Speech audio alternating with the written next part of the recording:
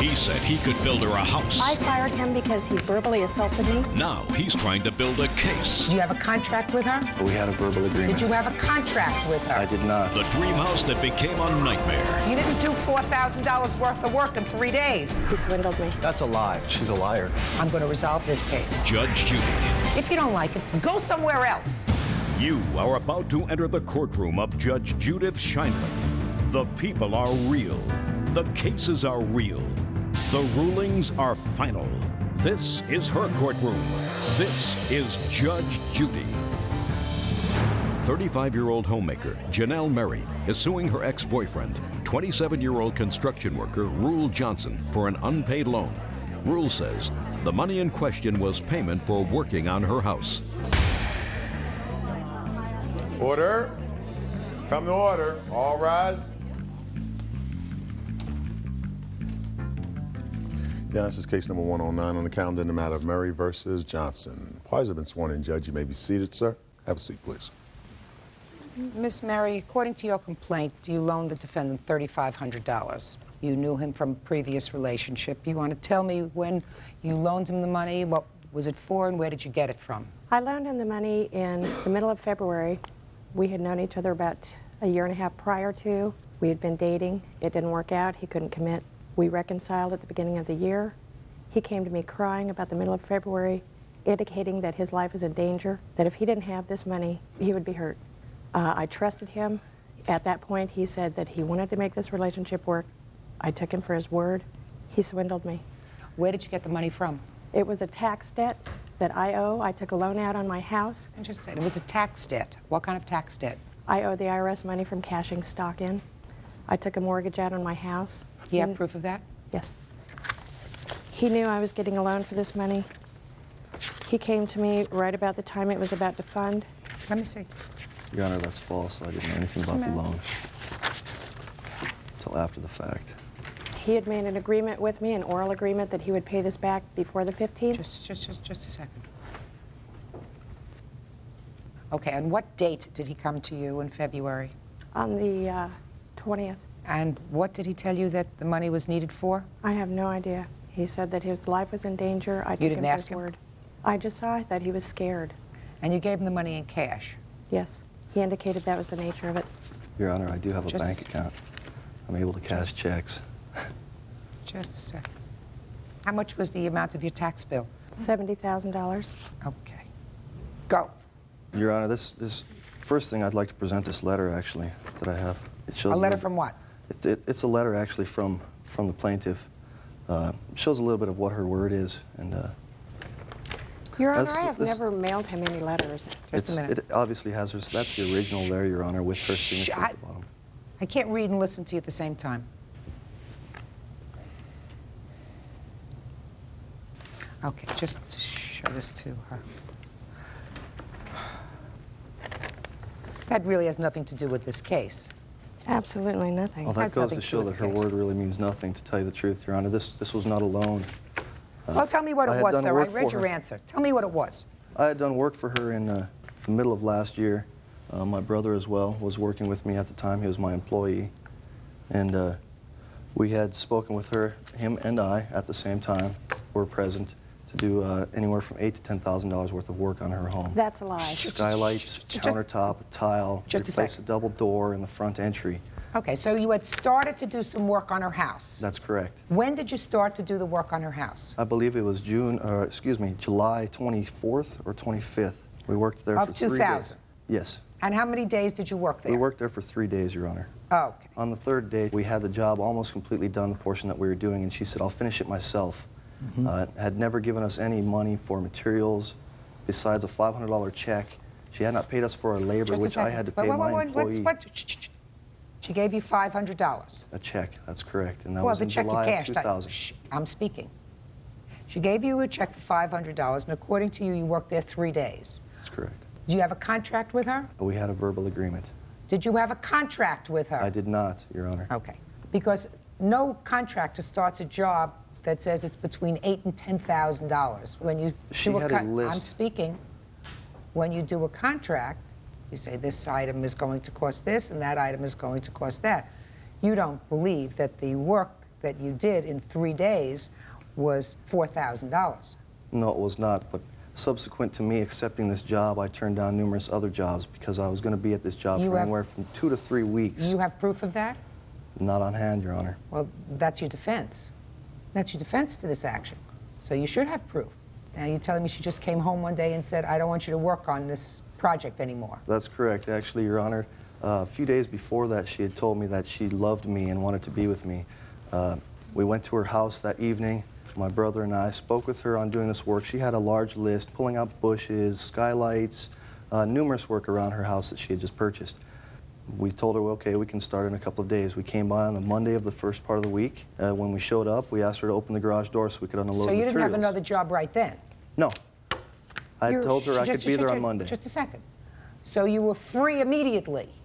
No, I told her I could help her out. My statement was you were free immediately. She spoke to you the week before. You were able to start that Monday. So you were free. You didn't have any other commitments. At present, I did not at hand. She had asked me first. I had other jobs that I went to. That's the main reason why. No. My question was, and your response is, you had no other commitments that prevented you from starting her job immediately. No, I did not. Okay. My father had just passed away, so therefore I was still grieving from his death. I've been taking care of him for the first part of that year as well. Mr. Johnson, pay attention to me. This is about money. This is not about I your have a bill father's here as well unfortunate that I normally demise. write up for customers that I work now, for. Don't you understand when my mouth is moving? There's only one voice that I hear. I do apologize, Your Honor. Good. Now, if you felt that she owed you money in July of 2000, why didn't you sue her? I had spoken to my attorney on putting a lien on her house, and work picked up at that time, so I just filed the bill away that I had written up for the initial work that we had started. Then I'd like to see the bill that you say you filled out then in July of 2000. That's correct, Your Honor. For the work that you started.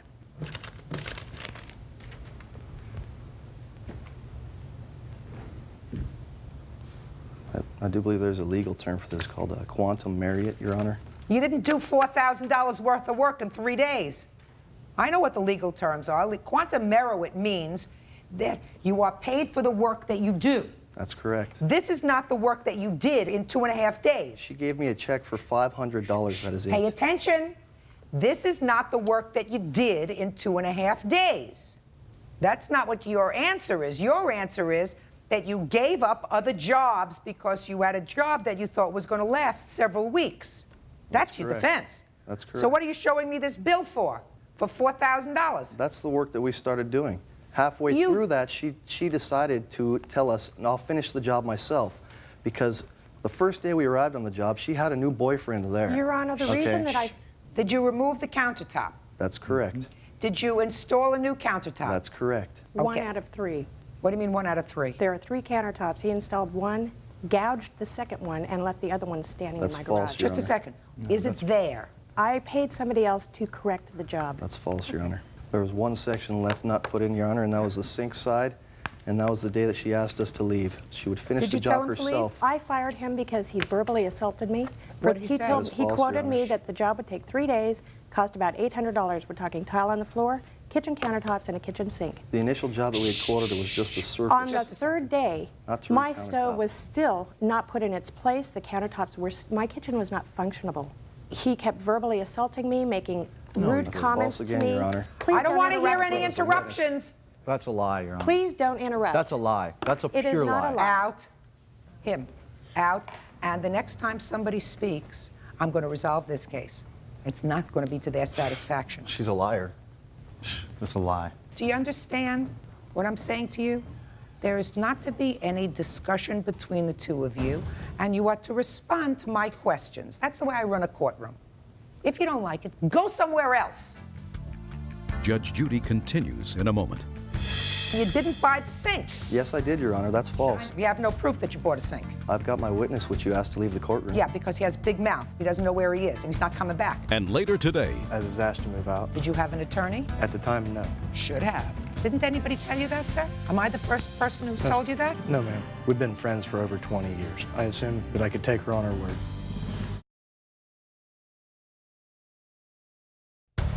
real cases, real people. Judge Judy.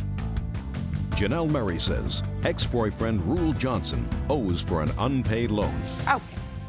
You fired them. Yes. Did he leave a sink there? No, I bought my own sink. Okay. That's false as well, Your Honor. Show me the bill. I don't have the receipts. I've given them to her at the time. You're a contractor. Contractors have bills. Can I see it, Checks. please? Did you buy a sink set, faucet, and plumbing? I did not. That was to install her old faucet and plumbing with You the didn't new do that. sink. Just a second. You didn't do that. No. That was when she called us. Just answer my question. You didn't do that. No. And you didn't buy the sink. Yes, I did, Your Honor. That's false. And you have no proof that you bought a sink, right? I've got my witness, which you asked to leave the courtroom. Yeah, because he has a big mouth. He doesn't know where he is, and he's not coming back. Well, when the plaintiff lies, I mean, it's only fair to stand up and say when somebody's a liar. Judgment for the plaintiff in the amount of $3,500. That's how I resolve the case when you have a big mouth. Thank you. Thank Have a nice day, Your Honor. You may step out. She couldn't accept the fact that she couldn't have me. He's obviously very full of himself. She's been obsessive after my brother. She's stalked him. Ladies, fair warning. She's a crazy lady. Pretty faces and money don't mix. And now the next case.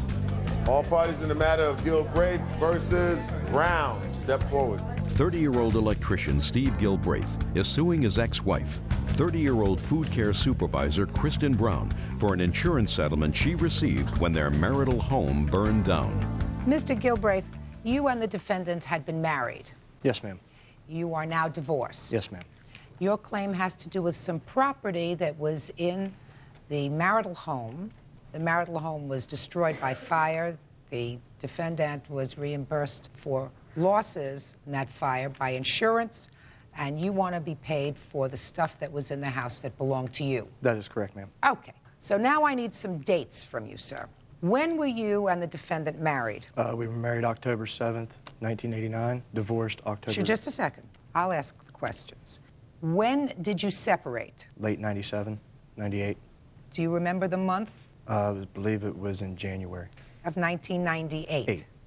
And when you separated, you were living in the home that burned down? At the time, yes, and then I was asked to move out. No, just a second. Just answer the question. Don't volunteer. Never volunteer.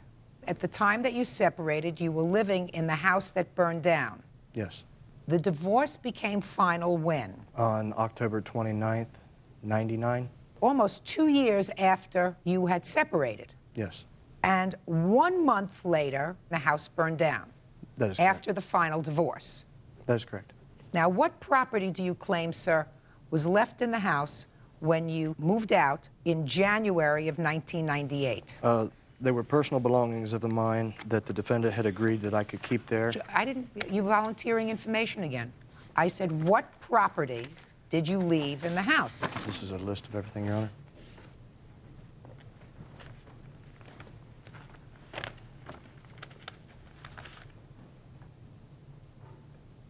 All right, Mr. Galbraith, between January of 1998 and the time of the divorce in October of 1999, had you gone back to the house at all for any of your property? Yes, ma'am, I did. What property did you go back for? Mainly at the time, it was my personal clothing and stuff like that. Things that I had left there were items that I was actually working on remodeling my son's room in the house, my tools and stuff like that. The majority of what I took out was my personal clothing at the time. Mm-hmm. Now, I see a large document in there. Is that your judgment of divorce? I have my, the degree of dissolution here also. I'd like to take a look at it.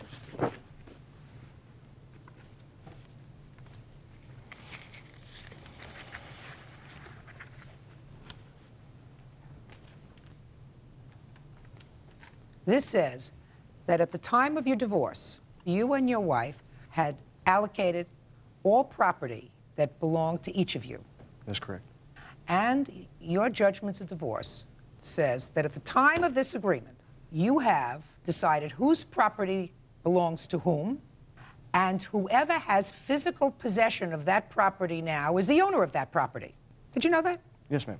The husband and wife agree that each party shall retain as his or her own, free and clear of any claims of the other party, all items of household goods and furnishings presently in his or her possession. That's what it says. Judge Judy continues in a moment. says in my agreement, any inheritance material that was in the house was also mine. That has nothing to do with your power tools. It has to do with quilts that were made by my mother and my grandmother. Those were not power tools. You don't redo your son's room with quilts. Don't pull my leg. Real cases, real people. Judge Judy. Steve Gilbraith says his ex-wife, Kristen Brown, owes him a portion of an insurance settlement. Steve claims Kristen received money after their marital home burned down.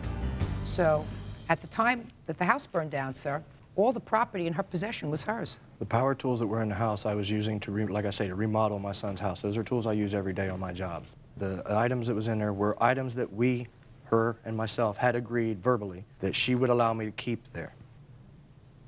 Then you put it in this agreement. Did you have an attorney? At the time, no. Should have. You signed this. As I said before, we had a disillusion, and it was an agreement between us in the best interest of our children to keep everything. We've been friends for over 20 years. We tried to keep it in the most friendly possible way we could. That's fine. What I'm saying to you, Mr. Gilbraith, is that you keep it as friendly as possible. But when you outline in an agreement all other property, you talk about the house, you talk about the car, your truck, it names the truck, it names the year of the truck, the make of the truck, the model of the truck that you're going to keep. It talks about the car that she's going to keep, that she's going to keep up the insurance. You have to do certain deed transactions. It talks about all of those things. And then it talks about personal property. And if you had any personal property in that home, you'd just as easily say, listen, we have to put in another paragraph and list all this property that I have in the home that belongs to me. That's very easy. Didn't anybody tell you that, sir? Am I the first person who's told you that? No, ma'am. I just, as I said, I assumed being friends that we were, that I could take her on her word. Did you give him your word that this was all of his property? No, ma'am, I didn't. This list, which was made April of 2001, well after the fire. That's how long it took me to get all the records and inventory from the insurance company. It may be, sir. But you had no insurable interest in the property as of the date of your divorce. Because as of the date of this divorce, you were not the owner of any property that was in her possession. It's a simple legal matter, unless she acknowledges that she was merely holding this property for you. You acknowledge that? No, ma'am. However, she knows the tools that were in my son's room and all my stuff that was there in that room was being done for her in regards to the remodel of that home, which I had promised I would finish. Unfortunately, a fire happened in the home before that. That may be. But you're not suing under that theory that you were a workman doing renovation in the house. Your tools were there when it burned down, and therefore those tools should be covered by her insurance. It also says in my agreement any inheritance material that was in the house was also mine. You're talking about under miscellaneous? Yes, I had things that were given to me by my deceased mother and etc. Mr. Gilbraith, don't pull my leg. Okay. The section that you're reading says the parties agree that each shall retain as his or own, free and clear of any claims of the other, all items of clothing and personal effects presently in his or her possession. The parties further acknowledge and agree that neither party shall have any enforcement rights to the other's inheritance or expectancies, and all future inheritances and expectancies shall remain the property of the inheritor, which means that if somebody dies in your family and leaves you money or property, she cannot claim any of that property. That has nothing to do with your power tools. No, it has to do with quilts that were made by my mother and my grandmother. You should have gotten them out before 2 years. Those were not power tools. You don't redo your son's room with quilts. No, but that's things that she had stored. Mr. Galbraith, this is a very simple case. You were divorced. At the time of your divorce, the judgment's divorce said all property that you each have in your individual possession belongs to each of you individually, free and clear of any claims by the other. You had the opportunity at the time of the divorce to include this list as property that was in the house that you intended to get back, that it was an agreement with the defendant that you would get back. She knew Very that. simple. I said including in the judgment of divorce. You did not do that. If you did not do that, you had no interest in any property in her home. Your case is dismissed. Parties are excused. You may step out. I'm glad it's finally over. I don't agree with it. She knows what she told me. I think the decision was the proper decision. I have to deal with what the judge says. Hopefully this will end all the different full threats and court battles.